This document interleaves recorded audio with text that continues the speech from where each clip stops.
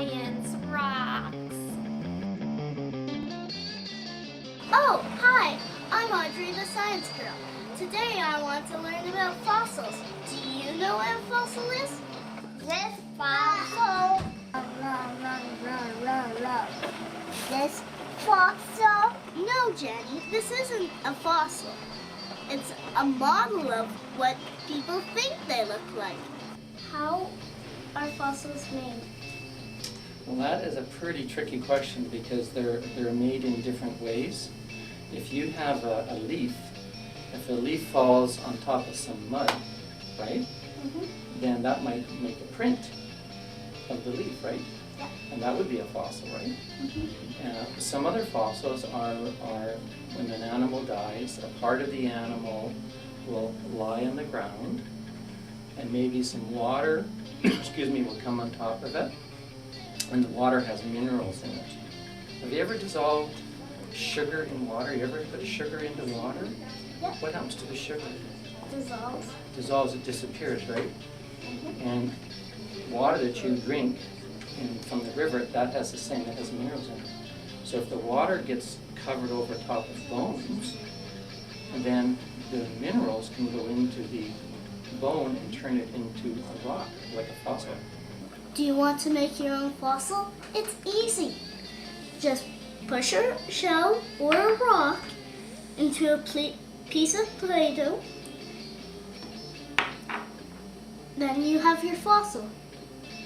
And then you have to wait millions and millions and millions of years. What is a fossil? Well, a fossil, most people would say a fossil is a plant, a part of a plant, or part of an animal that used to be alive.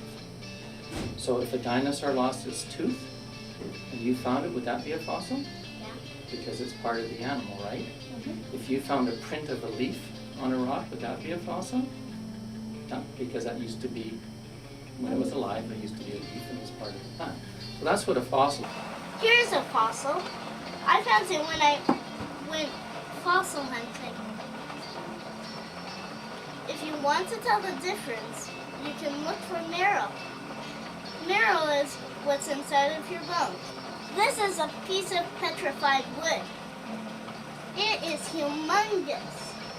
If you look really closely, you can see some crystals. It's very old. There's some pieces coming off already. Look at this tooth. It's a T-Rex's. Does this look like a tooth to you? I don't think so.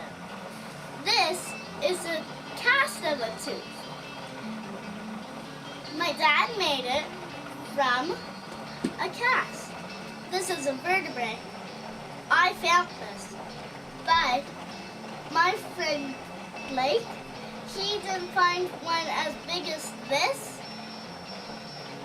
He was searching for this, and then I said, hey, stop. I think I see something. And then I found my first vertebrae.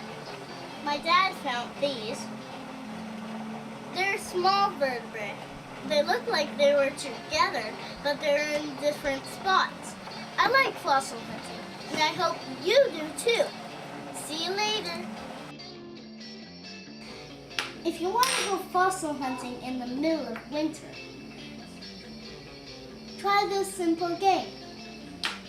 Take a box, fill it with rice, but not cooked, and bury some treasures in it, and then you can dig it out like this.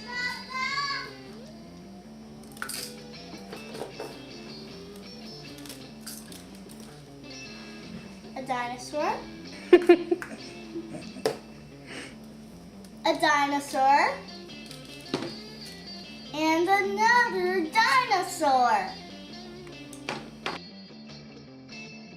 It's not a good time for fossil hunting, but it is a good time for research.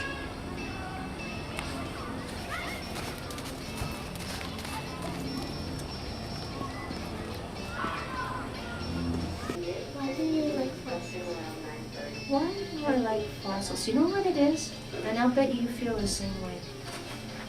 Like, when you pick up a fossil, you feel like, I don't know, you're holding a piece of history. But the rule in Alberta is that you can surface collect. So that means that you can go out, and as long as you're outside of the provincial park, if you see a fossil that's on the surface, you can pick it up. This is not a good time for fossil hunting. But here's some of my tools that I use. A chisel, a paintbrush,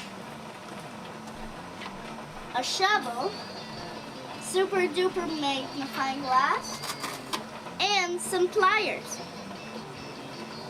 Those are all my tools that I use. Don't forget your safety goggles. They will protect your eyes. You need good shoes because you're going to have to climb small cliffs or big cliffs. You need good shoes, a pair of jeans, a sweatshirt, a hammer, and a chisel. Alberta had Cretaceous dinosaurs.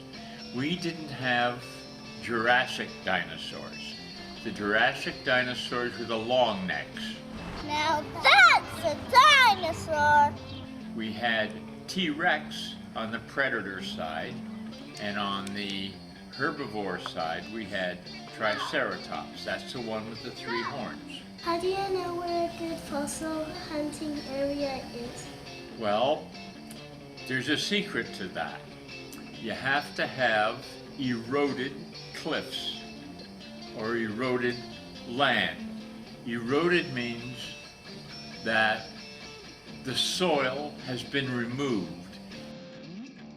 I wonder how I can learn about fossils. I know. I'll go visit my Uncle Shandor. He'll know. This is a dinosaur bone, as you can see from its big size. I'm not sure what part of the dinosaur. Do you know, Audrey? No. They're a pretty good dinosaur Looks bone. looks like a leg bone. It does look like a leg bone of some kind, and that would be where the joint would be. And then this is another dinosaur bone. I know what that is. Do you know what it is? What is it? Backbone. Is it a backbone? Is it a vertebrae? It looks like it. And this one? Do you know what that is? Trilobite. It is a trilobite. Trilobites are pretty neat. They used to live in the water. Did you know that? They look like a giant bug and they used to scuttle across the bottom. I would not like to be one of those. You don't want to meet a trilobite? And then this fossil over here, this is a trace fossil or an impression, and it's of leaves. That big fossil over there is an ammonite. What you can do to be a fossil scientist is you can come to a college like Mount Royal, which now has a geology degree, or you can go to a university, but you can do a lot of that on your own too. So just because you are not going to go get a degree yet doesn't mean that you can't still learn about it. So just from reading books and stuff, you can learn a lot about fossils too.